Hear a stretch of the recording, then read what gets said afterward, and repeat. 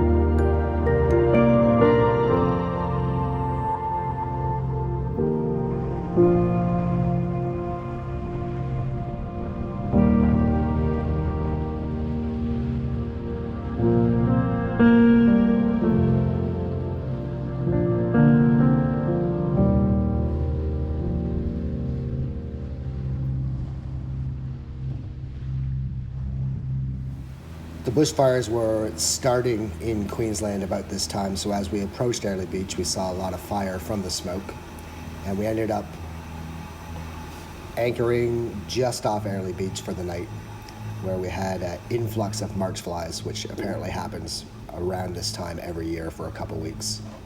A little bit irritating, but insect repellents seem to keep them away, although they did bite you if you had anything exposed.